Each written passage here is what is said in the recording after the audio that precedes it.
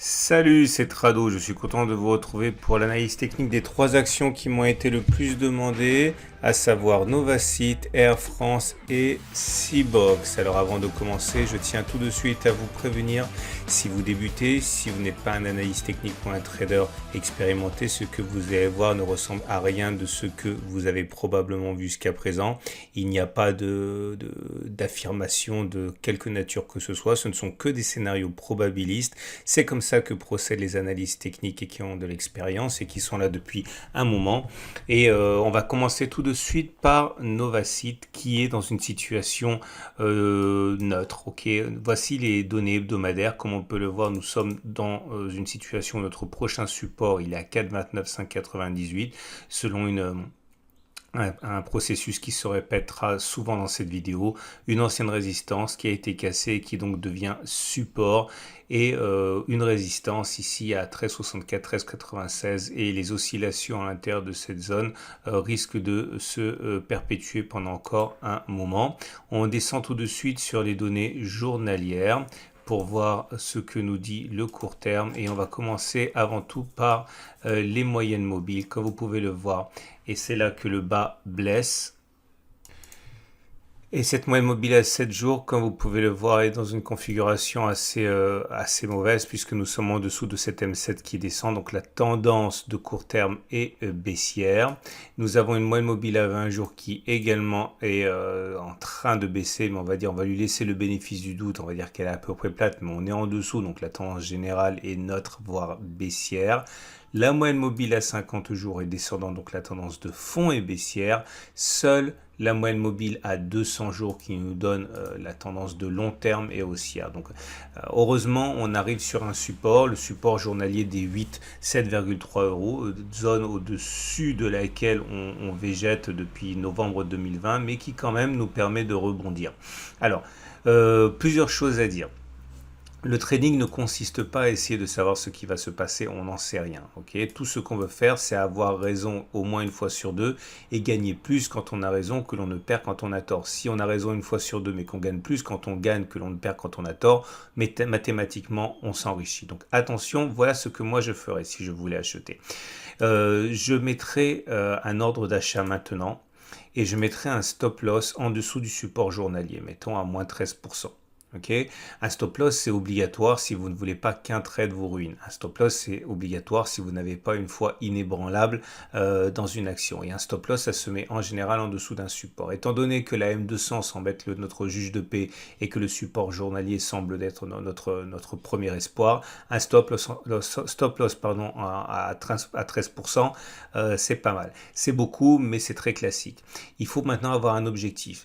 L'objectif, c'est la prochaine résistance. Il est toujours délicat de viser plus haut qu'une résistance, puisque comme vous le voyez, les résistances sont quand même là pour être respectées, et cette zone nous a bloqué, donc viser plus haut que la résistance, dans un premier temps, semble assez délicat. La résistance, elle est actuellement à 16%.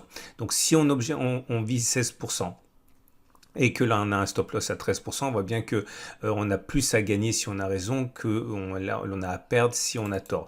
Donc voilà ce que je ferai. Autre solution pour les plus patients, attendre une des deux solutions alternatives, soit que l'on bascule au-dessus de l'obstacle, c'est-à-dire que l'on efface la résistance journalière 9792. Ce qui serait intéressant, c'est que on aurait un objectif qui serait très ambitieux à plus 40%, puisque c'est le niveau de la prochaine résistance, en mettant un stop loss en dessous non pas d'un mais de deux supports. On aurait avec un stop loss à 30%, on aurait un très bon ratio gain-risque en étant très bien protégé, mais ça va demander de la patience.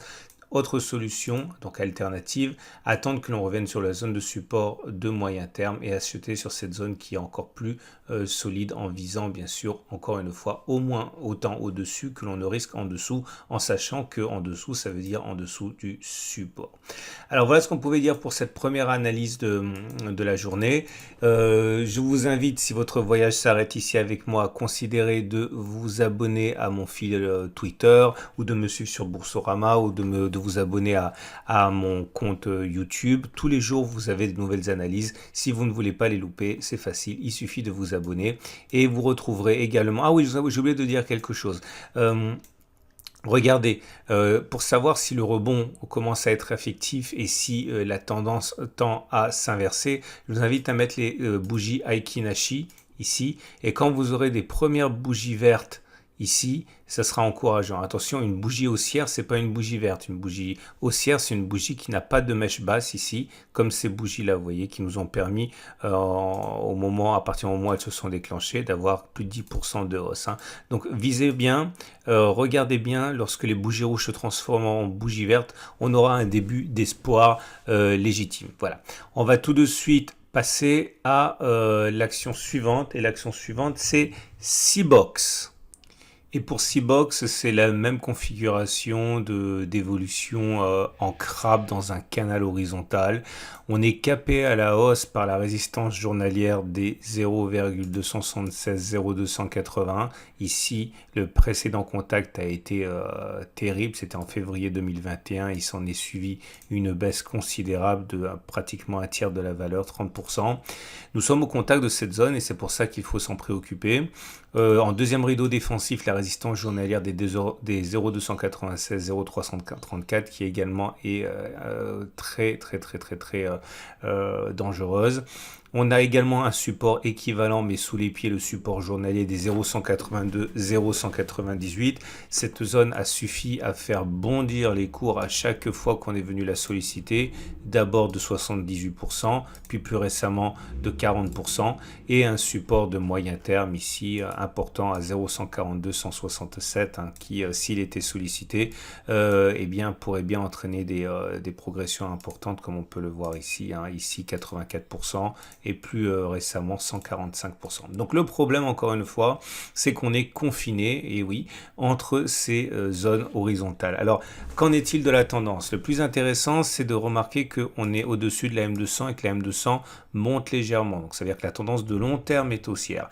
Par contre, les autres tendances sont un petit peu plus disputées. La tendance de court terme est haussière avec la M7 qui monte, la tendance générale est haussière avec la M20 qui monte, la tendance de fond est neutre puisqu'on est au-dessus de la M50, mais la M50 descend. Donc voilà comment je m'y prendrais si je devais investir sur C-Box Interactive. Alors si j'étais pas actionnaire, je n'achèterais pas maintenant. Je n'achèterais pas maintenant parce qu'on est au pied de résistances importantes, on l'a dit, 0,276, 0,280. Maintenant, les résistances sont faites pour être cassées à un moment ou à un autre, donc il faut envisager cette possibilité, mais il n'est pas prudent pour l'instant de rentrer. Alors, j'achèterais soit si on revenait chercher le support journalier des 0,198, soit si on arrivait à se départir de toutes ces résistances. Parce que si j'achetais juste au-dessus de la résistance journalière des 0,276, 0,280, ce serait pour me retrouver nez à nez, à peine 5% plus tard avec cette résistance journalière. Le jeu n'en vaut pas la chandelle puisqu'on risque de subir un tir de barrage. Donc j'attendrai encore une fois que l'on passe au-dessus de la résistance journalière. Ça veut dire quand même 22%, mais c'est pour ça qu'il faut être patient. Ou alors si on descend, chercher le support journalier à 28%. Maintenant, il faudra faire attention au stop puisque comme pour l'action précédente, il faut savoir que les stops sont obligatoires à moins que vous ayez une confiance aveugle dans une action et les stops se mettent en dessous des supports. Donc si je devais attendre que l'on revienne sur le support journalier, je mettrais le stop en dessous du support journalier aux alentours de, voilà, on va dire 12-13% pour viser 39%. Ce serait un excellent ratio gain. Est-ce qu'on peut même se permettre de viser 40-37% en mettant un stop en dessous du support de moyen terme? Ça veut dire qu'on aurait un stop à 33-34%. On aurait même là la possibilité d'avoir un ratio gain risque supérieur à 1.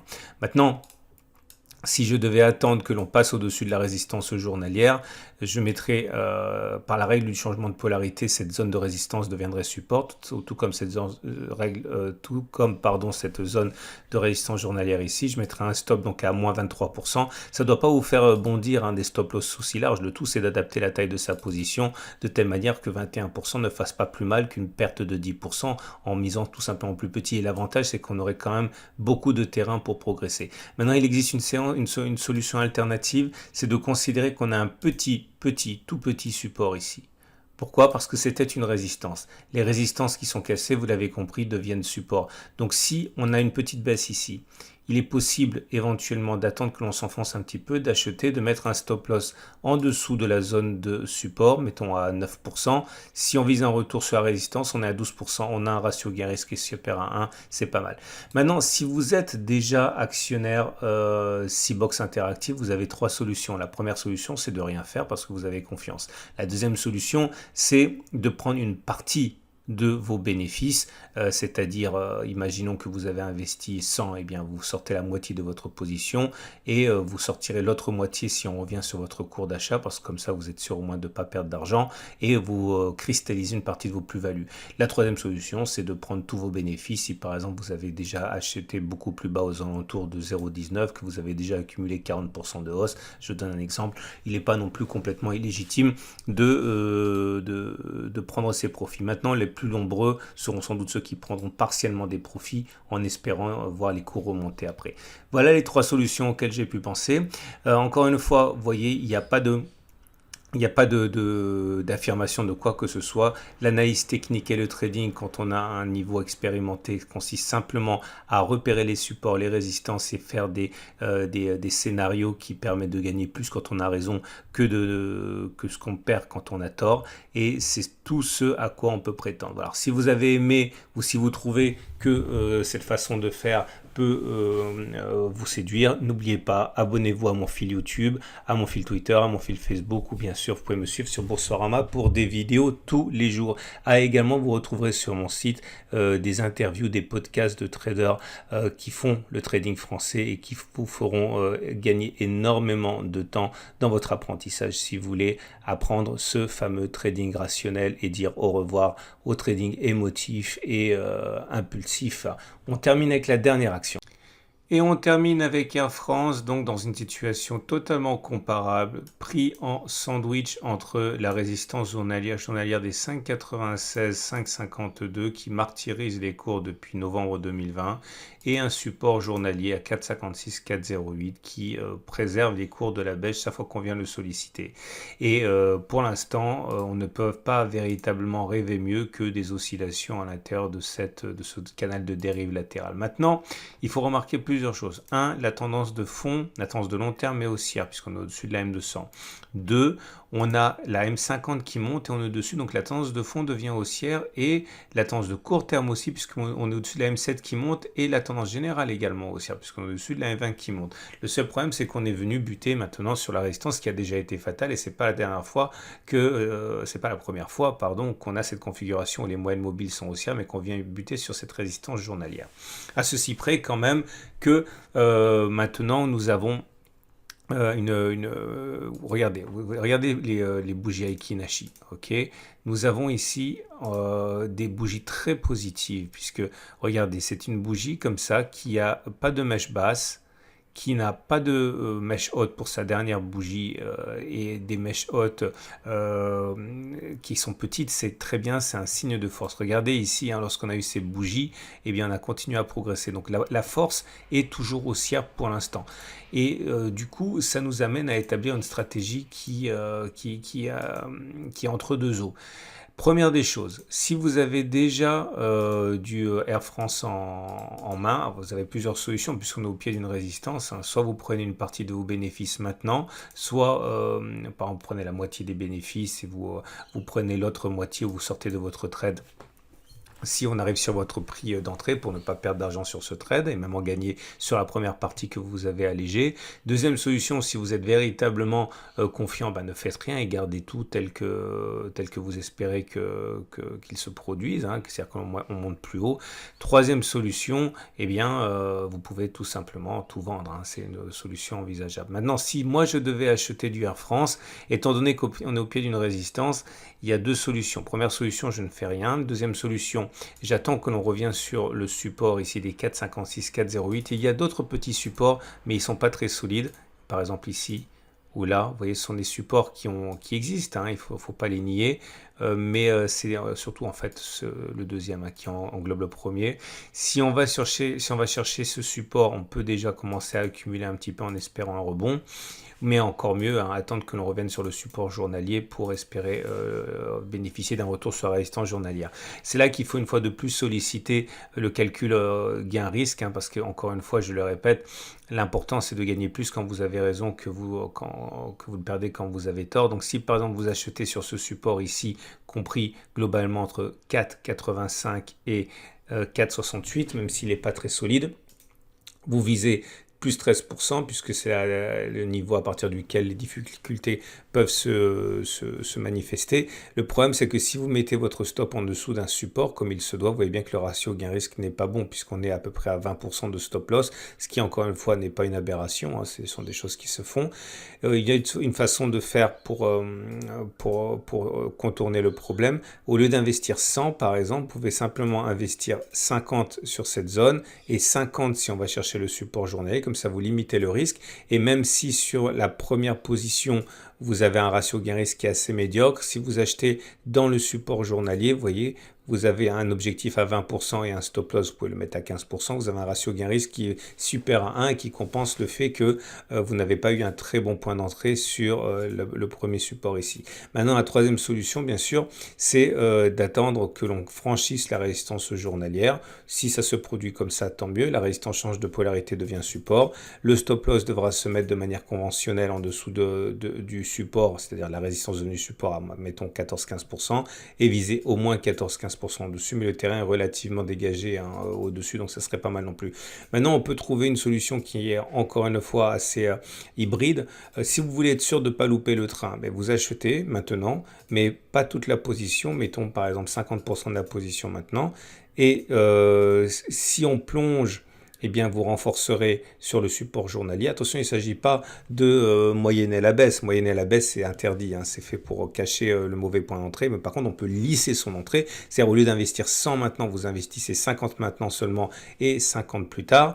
Donc, un peu ici et un peu là si on y va. Ou alors, un peu ici et un peu 50, donc au-dessus si on franchit la résistance. Ça permet aussi de limiter le risque et de rentrer progressivement au lieu de s'exposer complètement à un achat sur une résistance journalière. Voilà ce qu'on pouvait dire. Alors, surveillez de près, mais je l'ai dit, hein, déjà, les bougies Aiki Nashi, pour l'instant, il n'y a pas de signe de faiblesse. C'est très encourageant avec cette belle bougie verte, pourvu que ça dure. Mais en tout cas, le fait que les problématiques sanitaires s'améliorent pourrait éventuellement être un coup de pouce appréciable. Voilà, je terminerai en vous recommandant une dernière fois de vous abonner à mon flux Twitter ou à mon compte YouTube, ou à me suivre sur Boursorama. Et dernière chose, si vous voulez avoir une idée de ce à quoi ressemble le trading technique pratiqué par les traders expérimentés, je vous invite à regarder cette vidéo qui est l'unique façon de gagner en bourse telle que vous la retrouverez chez les traders expérimentés. Allez-y, jetez un œil et normalement, si votre trading n'est pas fiable, s'il n'est pas gagnant, s'il n'est pas régulier, vous risquez d'avoir peut-être un déclic en regardant cette vidéo. À très vite pour une autre analyse technique.